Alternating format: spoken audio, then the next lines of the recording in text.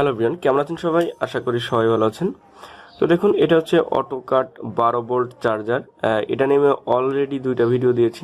তো অনেকেই আমাকে প্রশ্ন করেন যে ভাই, এটা দিয়ে 100 অ্যাম্পিয়ারের ব্যাটারি বা 50 অ্যাম্পিয়ারের ব্যাটারি বা 200 অ্যাম্পিয়ারের ব্যাটারি চার্জ দেওয়া যাবে কিনা। তো এটা দিয়ে কীভাবে সংযোগ করে আপনি কিভাবে 50 ampere, 100 ampere, 20 ampere battery charge করতে পারবেন। এটাতে সব ব্যাটারি চার্জ করা যাবে, জাস্ট এর কানেকশনটা একটু ঘুরিয়ে নিতে হবে। এবং আপনি যদি বড় ব্যাটারি চার্জ করতে চান তাহলে এর সাথে এক্সট্রা কিছু যোগ করতে হবে, এবং সেটা কিভাবে করতে হবে সেটা আমি আজকে আপনাদের দেখিয়ে দেব। তো অবশ্যই ভিডিও লাস্ট পর্যন্ত দেখুন, তাহলে কিন্তু আপনি বুঝতে পারবেন যে কীভাবে এই সার্কিট দিয়ে আপনি 200 অ্যাম্পিয়ার পর্যন্ত ব্যাটারিতে চার্জ দিতে পারবেন। ওকে, তো সে পর্যন্ত আমার সাথেই থাকুন।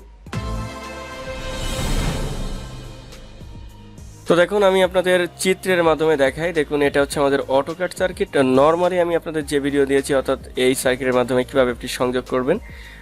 দেখুন, একটা ট্রান্সফর্মার আর এটা তো 2 পিন প্লাগ। দেখুন, এভাবেই ফেজ আর নিউট্রাল, এই ফেজটা এইখানে দিয়ে দেবেন আর ফেজটা এখান থেকে নিয়ে ট্রান্সফর্মার ইনপুটে দিয়ে আমি তো অটো কাট করতে পারি। অর্থাৎ ব্যাটারিতে এইখান থেকে যখন পাওয়ার গিয়ে এই ডায়োডের মাধ্যমে চার্জ হয়ে যখন ফুল চার্জ হবে এই ব্যাটারিতে, তখন কিন্তু অটো কাট করে দেবে এইখানে, তখন কিন্তু এখানে ডিসকানেক্ট হয়ে যাবে, পুরো এসি পাওয়ারটা অফ হয়ে যাবে। এভাবেই মূলত এই সার্কিটটা কাজ করে।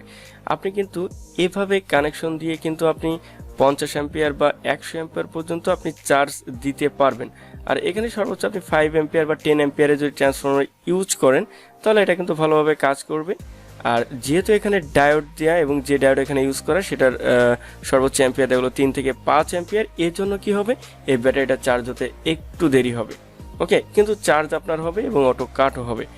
কিন্তু যদি আপনি চান যে 100 অ্যাম্পিয়ার বা 100 অ্যাম্পিয়ারের উপরে ব্যাটারিগুলো চার্জ করার জন্য, তখন আপনার কি করবেন, তখন কিন্তু আপনি কি করতে পারেন, 12 ভোল্ট 20 অ্যাম্পিয়ারের এসএমপিএস ইউজ করে এইভাবে কানেকশন দিতে পারে। দেখুন, এটা হচ্ছে 2 পিন প্লাগ আর এইখান থেকে আমার অটো কাট, এই পোর্টটা হচ্ছে অটো কাট। এইখান থেকে আপনি এসি পাওয়ারটা দিয়ে দেবেন, ফেজ আর নিউট্রাল। তারপরে এইখান থেকে আপনার কি চার্জ হবে। জাস্ট এই 3টা পোর্ট ইউজ করতে হবে না, আর এখানে রেকটিফায়ার ইউজ করতে হবে না। জাস্ট এইখান থেকে ব্যাটারি চার্জ হবে, আর এইখান থেকে পাওয়ার পেয়ে এইখানে এই আইসির মাধ্যমে দেখবে যে ব্যাটারিতে ফুল চার্জ হয়েছে কিনা। কারণ এইখানে এই 2টা ভেরিয়েবল ঘুরিয়ে কিন্তু একটা ভোল্টেজ সেট করে রাখা হয়।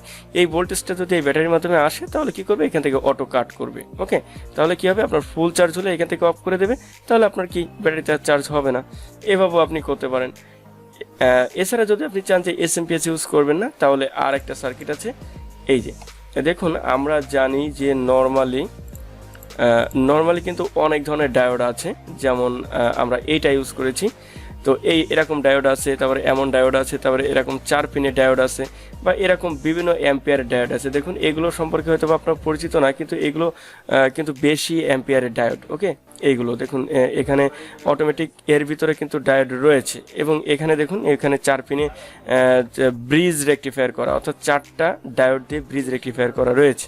ওকে, তো এগুলোতে কীভাবে সংযোগ দেবেন, দেখুন এই 4টা পিনে এই 2টা হচ্ছে এসি, মাঝখানে 2টা, আর এটা পজিটিভ, এটা নেগেটিভ বেরোবে। ওকে, এখন এইটা যদি আপনি লাগান এসএমপিএস ইউজ না করে, তাহলে কীভাবে কানেকশন দেবেন, দেখুন এইখান থেকে জাস্ট অটো কাট, অর্থাৎ প্লাগ থেকে 220 ভোল্ট এখানে আসবে, তারপরে এইখান থেকে আমার ট্রান্সফরমারে যাবে, তারপরে এইখান থেকে আমার এখান থেকে যে ট্রান্সফরমার ইউজ করব সেখান থেকে এসি এই 2টাতে, তারপরে পজিটিভ নেগেটিভ দিয়ে এখানে দিচ্ছি। জাস্ট এখানে ইউজ করব না, আমি জাস্ট বাইরে 10 অ্যাম্পিয়ার ইউজ করে এখানে ব্যাটারিতে চার্জ দেবো এবং অটো কাট হবে আমার। ওকে, তো এখানে দেখুন, এই সার্কিটেও কিন্তু আমি এইখানে যে 2টা ডায়োড এই রেকটিফায়ার ইউজ করছি না। আমি শুধুমাত্র প্রথম সার্কিটে যদি নর্মালি আপনি 50 অ্যাম্পিয়ার পর্যন্ত ব্যাটারিতে চার্জ দিতে চান, তাহলে কিন্তু আপনি এই সার্কিটের মাধ্যমে খুব সহজেই চার্জ দিতে পারবেন, কোনো সমস্যা হবে না সেক্ষেত্রে।